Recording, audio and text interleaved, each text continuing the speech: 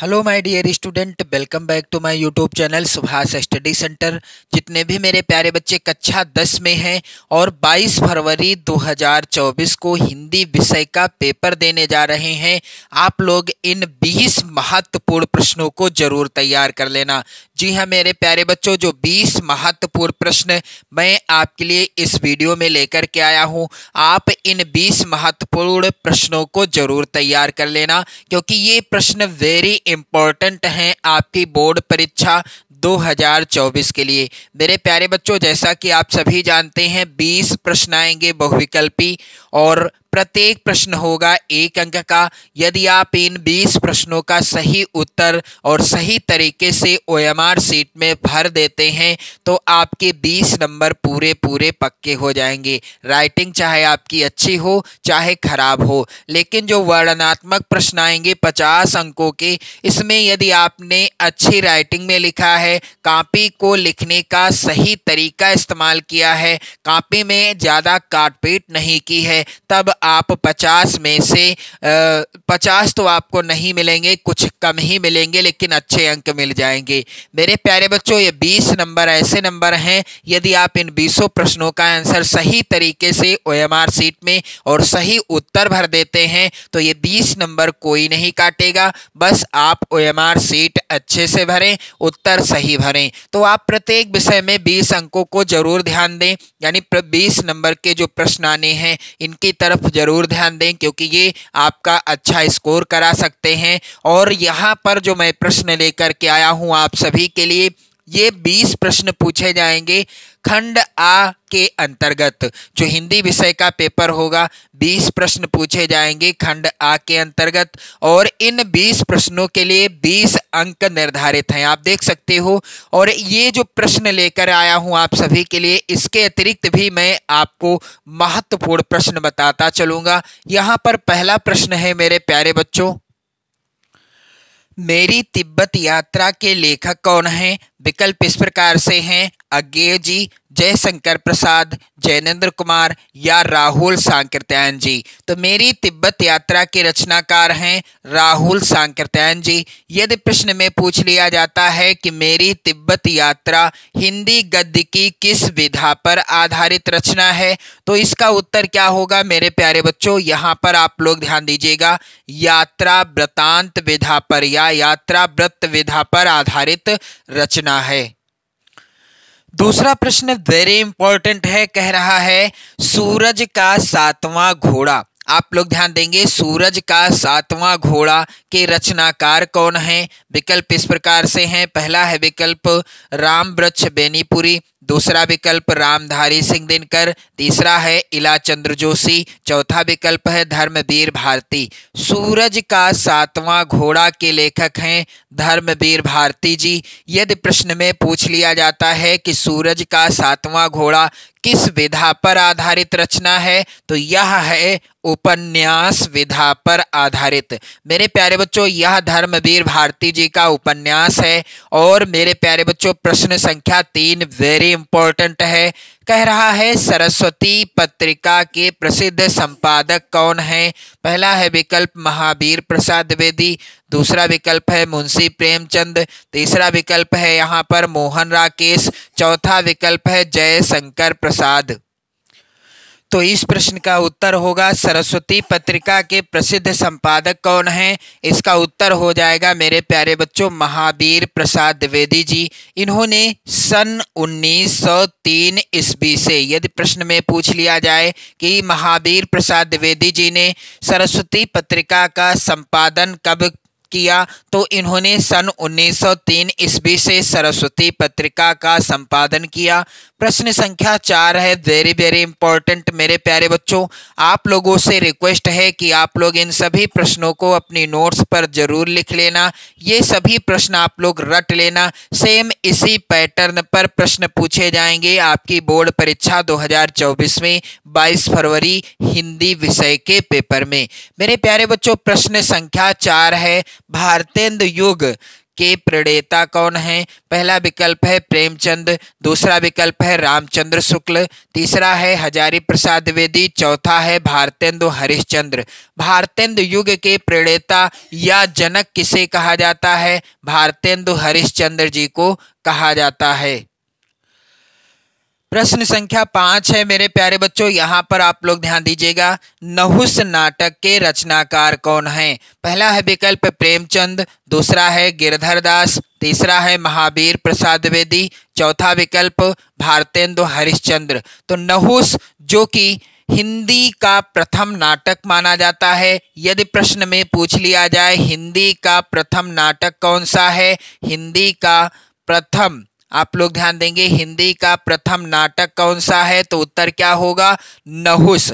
और इस नाटक के लेखक कौन है मेरे प्यारे बच्चों? गोपाल चंद्र गिरधर दास जी हैं। प्रश्न संख्या 6 है, निम्नलिखित कथनों में से कोई एक कथन सही है, उसे पहचानना है आपको। तो पहला कथन है हंस पत्रिका के संपादक मुंशी प्रेमचंद जी हैं। दूसरा कथन है आवारा मसीहा एक उपन्यास है, यह कथन गलत है। तीसरा कथन है महादेवी वर्मा एक उपन्यास लेखिका हैं, यह कथन भी गलत है। चौथा है झूठा सच के लेखक रामविलास शर्मा जी हैं, यह कथन भी गलत है। तो सही कौन सा है मेरे प्यारे बच्चों? मुंशी प्रेमचंद हंस पत्रिका के संपादक हैं, यानी उत्तर क्या है, यानी सही विकल्प कौन सा है? हंस पत्रिका के संपादक कौन हैं? मुंशी प्रेमचंद जी हैं। प्रश्न संख्या 7 है मेरे प्यारे बच्चों, रीति मुक्त कवि कौन है? विकल्प पहला प्रसाद अर्थात जयशंकर प्रसाद, पंत अर्थात सुमित्रा नंदन पंत जी, मतिराम या आलम। तो रीति मुक्त कवि दिए गए विकल्पों में से कौन है? उत्तर हो जाएगा आलम। प्रश्न संख्या 8 है, रसखान कवि ने किस भाषा में रचनाएं लिखी हैं? तो कविवर रसखान जी ने किस भाषा में रचनाएं लिखी हैं? क्या पिंगल भाषा में, खड़ी बोली में, ब्रज भाषा में या फारसी में? तो जब आप लोग ध्यान देंगे, जब आप सवैये शीर्षक पाठ को पढ़ते हैं, किस पाठ को? सवैये शीर्षक पाठ को, जो कि हिंदी काव्य खंड के अंतर्गत है। इस पाठ में जितने भी सवैये हैं किस भाषा में लिखे हैं? ब्रज भाषा में। किस भाषा में मेरे प्यारे बच्चों? ब्रज भाषा में लिखे हुए हैं। तो कविवर रसखान जी ने किस भाषा में रचनाएं लिखी हैं? ब्रज भाषा में लिखी हैं। प्रश्न संख्या 9 है, साकेत के रचनाकार कौन हैं? प्रश्न संख्या 9 के विकल्प इस प्रकार से हैं। पहला है जयशंकर प्रसाद, दूसरा है महावीर प्रसाद द्विवेदी, तीसरा विकल्प मैथिली शरण गुप्त और चौथा विकल्प है हरिओध अर्थात अयोध्या सिंह उपाध्याय हरिओध जी। तो साकेत के रचनाकार हैं मैथिली शरण गुप्त जी, और मैथिली शरण गुप्त जी को राष्ट्र कवि भी कहा जाता है। यदि प्रश्न में पूछ लिया जाए राष्ट्र कवि की उपाधि से किसे सम्मानित किया गया या दिए गए विकल्पों में से राष्ट्र कवि किसे कहा जाता है, तो उत्तर होगा मैथिली शरण गुप्त।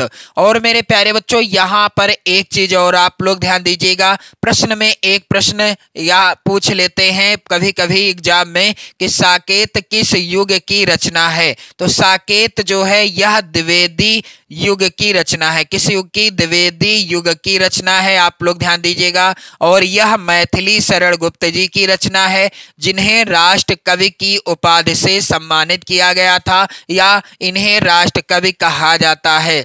प्रश्न संख्या 10 है मेरे प्यारे बच्चों, वेरी इंपॉर्टेंट, भारतेंदु युग का काल है यानी समय सीमा क्या है? पहला विकल्प सन 1832 से 1891 तक, दूसरा विकल्प सन 1868 से 1900 तक, तीसरा विकल्प सन 1900 से 1932 तक और चौथा विकल्प सन 1919 से 1938 तक। भारतेंदु युग का काल क्या है? इसका सही उत्तर होगा सन 1868 से 1900 ईस्वी तक भारतेंदु युग की समय सीमा मानी जाती है। प्रश्न संख्या 11 है यहाँ पर, रस के कितने भेद होते हैं या रस कितने प्रकार के होते हैं? तो यहाँ पर आप लोग ध्यान दीजिएगा, क्या 5 प्रकार के, 12 प्रकार के, 4 या 9? तो मैं आपको एक छोटी सी ट्रिक बता दूं जिससे आप जीवन भर नहीं भूलोगे रसों के प्रकार। ट्रिक इस प्रकार से है मेरे प्यारे बच्चों, यहाँ पर आप लोग ध्यान दीजिएगा, स्रहा, करौबी, भवी, असा, इस ट्रिक को आप याद कर लो, जीवन भर आप रसों के नाम नहीं भूलोगे। यहाँ पर ध्यान दीजिएगा, रस जो होते हैं, स्रा से होगा आपका श्रृंगार रस, हा से होगा आपका हास्य रस, का से हो जाएगा करुण रस, रौ से हो जाएगा रौद्र रस, बी से हो जाएगा वीर रस और भा से हो जाएगा भयानक रस। आप लोग ध्यान दीजिएगा, 5 हो चुके हैं, छठा है ये। और 7वां बी से होगा विभत्स रस, 8 नंबर आ से होगा अद्भुत रस और सा से होगा शांत रस। तो कुल 9 प्रकार के रस होते हैं और एक रस और है जिसे कहते हैं वात्सल्य रस। आप लोग ध्यान देंगे, वात्सल्य रस।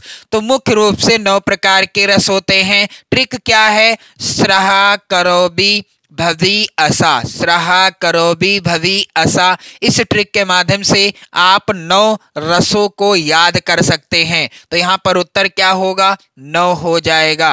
प्रश्न संख्या 12 वेरी इंपॉर्टेंट है मेरे प्यारे बच्चों। रोला छंद में कुल कितने चरण होते हैं?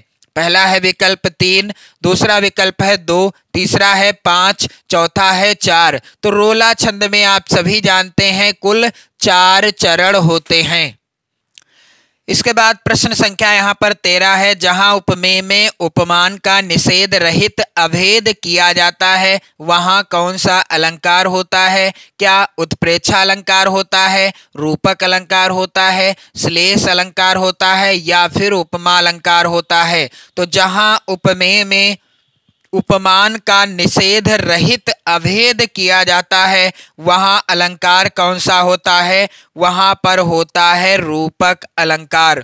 प्रश्न संख्या 10 है, अधपका में समास कौन सा है? क्या द्वंद्व समास है, द्विगु समास है, बहुब्रीहि समास है या फिर कर्मधारय समास है?